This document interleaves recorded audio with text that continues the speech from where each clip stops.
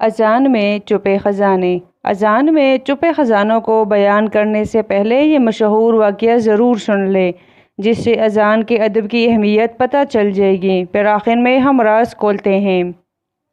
آج سے 1200 سال پہلے ہارون الرشید کا زمانہ تھا، جس کی ایک بیوی ملکہ زبیدہ تھی، بڑی نیک اور اللہ والی۔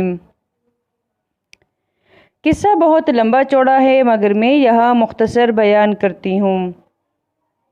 ملکہ حج کے لیے مکہ مکرمہ آئی تو خبر ملی کہ قحط سالی ہے، پانی کی وجہ سے سارے حاجی پریشان ہیں۔ تو اس نے اس پریشانی کو دیکھتے ہوئے ایک لمبی نہر کو دعا کر حاجیوں کے لیے وقف کرنے کا فیصلہ کیا۔ اپنے ملک واپس آ کر اس نے ہارون الرشید کو اپنی اس خواہش کا تذکرہ کیا تو ہارون الرشید نے ہاں کر دی اور نہر کو دعانے کا کام شروع کر دیا گیا۔ بہت لمبی نہر کھودی گئی، جس پر بہت محنت اور پیسہ لگا۔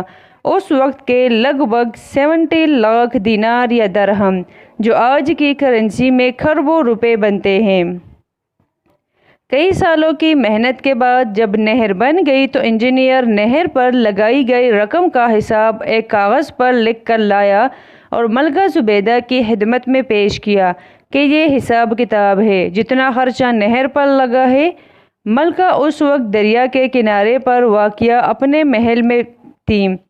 ملکہ نے اس کاغذ کو دیکھے بنا پاڑ کر دریا میں پھینک دیا اور اللہ تعالیٰ سے مخاطب ہو کر بولی کہ میں نے اس نہر کا حساب نہیں لیا، آپ آخرت میں میرا حساب مت لیجیے گا۔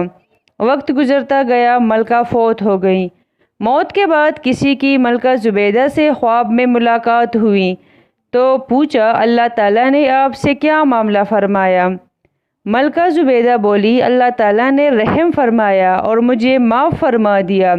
اس دیکھنے والے نے کہا، ظاہر ہے آپ نے نہر کو دعا کر اتنا بڑا کام کیا تھا، اللہ تعالیٰ نے بخشنا ہی تھا۔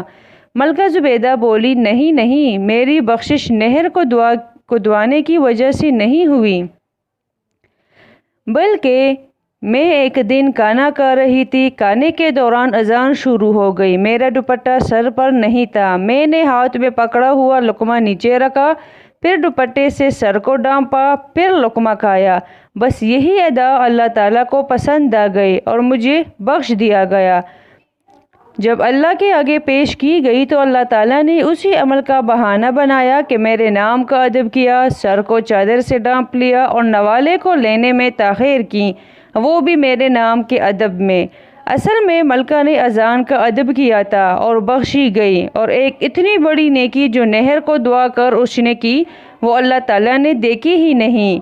اس واقعے میں اذان کا ذکر آیا ہے، جسے ہم روزانہ سنتے ہیں، مگر آج جو اس میں چھپا خزانہ بتانے جا رہی ہوں وہ کسی اللہ والے سے محبت کی برکت سے مجھے ملا تھا، جو آپ کی خدمت میں پیش کرنے لگی ہوں۔ وہ اللہ والے فرمانے لگے، جو بندہ اذان ادب اور دھیان سے سنے گا اور جواب دے گا، خاص طور پر جب مؤذن حی علی الصلاۃ حی علی الفلاح کے جواب میں لا حول ولا قوت الا باللہ العلی العظیم کہے گا، اللہ تعالیٰ اس بندی کو 3 انعام ضرور دے گا، وہ بندہ مانگے یا نہ مانگے۔ پہلا انعام جو اسے دیا جائے گا وہ یہ ہے کہ اللہ تعالیٰ اس کی نسلوں میں سے نماز اور سجدے کی توفیق نہیں چھینے گا، اللہ تعالیٰ اس کی نسلوں کو عبادت دے گا اور اپنی محبت دے گا انشاءاللہ۔ نمبر 2، دوسرا انعام جو ملے گا وہ یہ کہ آخری وقت میں شیطان گمراہ نہیں کرے گا انشاءاللہ۔ نمبر 3، تیسرا انعام، اللہ تعالیٰ اس سے عافیت نہیں چھینے گا انشاءاللہ۔ آپ سب نے عافیت لفظ تو سنا ہوگا، مگر اس عافیت میں ہے کیا وہ بھی سنتے جائیں۔ اس عافیت میں اللہ تعالیٰ نے رکھا کیا ہے؟ اللہ تعالیٰ جسے عافیت دے پھر اسے نظر بد، جن، جادو سے بچاتا ہے، نفس کے حملوں سے بچاتا ہے، شیطان کے حملوں سے بچاتا ہے، حادثوں سے بچاتا ہے، زمین و آسمان کی بلاؤں سے بچاتا ہے، ایمان کے چھن جانے سے بچاتا ہے، اپنے سے دور ہو جانے والے بد اعمال سے بچاتا ہے، سلامتی عطا فرماتا ہے اور اپنی رحمت والی چھاؤں عطا فرما دیتا ہے۔ جسے یہ سب مل جائے اسے دنیا و آخرت کی ساری بلائیاں مل جاتی ہیں۔ میرا دل کر رہا ہے اب حضرت بلال رضی اللہ تعالی عنہ والا عمل بھی آپ کو دے دوں، جس کی برکت سے ان کی نسل آج شاد و آباد ہے، اور آج بھی حضرت بلال رضی اللہ تعالی عنہ اور ان کی نسلوں کا نام زندہ ہے۔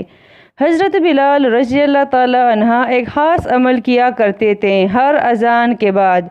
آپ رضی اللہ تعالی عنہ ہر اذان کے بعد سب غیر مسلموں کے لیے دعا مانگا کرتے تھے۔ دعا میں کیا مانگتے تھے؟ وہ دعا میں سب غیر مسلموں کے لیے ایمان مانگتے تھے، خیر مانگتے تھے، رحمت مانگتے تھے، برکت مانگتے تھے۔ آج بھی اس کریم رب کے وہی وعدے ہیں جو حضرت بلال رضی اللہ تعالی عنہ کے ساتھ تھے۔ آج بھی جو غیر مسلموں کے ساتھ ساتھ مسلمانوں کے لیے بھی یہ درجہ بالا دعا مانگے گا، اللہ تعالیٰ اسے حضرت بلال رضی اللہ تعالی عنہ کی طرح سدا بہار رکھے گا۔ قیامت تک اس کو اور اس کی نسلوں کو سدا بہار رکھے گا، اس کو اور اس کی نسلوں کو رنگ دے گا انشاءاللہ۔ جہاں اب آپ اپنے لیے مانگتے ہیں وہاں پر سب مسلم اور غیر مسلموں کے لیے بھی مانگیے گا۔ یقین کیجئے اس عمل سے اللہ تعالیٰ اور نبی کریم صلی اللہ علیہ وآلہ وسلم بہت خوش ہوتے ہیں۔ کاش جب آپ پوری امت کے لیے مانگتے ہیں اس وقت آپ نبی کریم صلی اللہ علیہ وآلہ وسلم کا خوشی سے چمکتا دمکتا ہوا مبارک چہرہ دیکھ لیں، شاید پھر آپ کو اس عمل کی اہمیت کا احساس ہوگا۔ مجھے یقین ہے اللہ تعالیٰ اور نبی کریم صلی اللہ علیہ وآلہ وسلم کو راضی کرنے کے لیے یہ سودا بالکل مہنگا نہیں ہے۔ امید کرتی ہوں آپ کو میری ویڈیو پسند آئی ہوگی۔ لائک، شیئر اور سبسکرائب کیجیے گا۔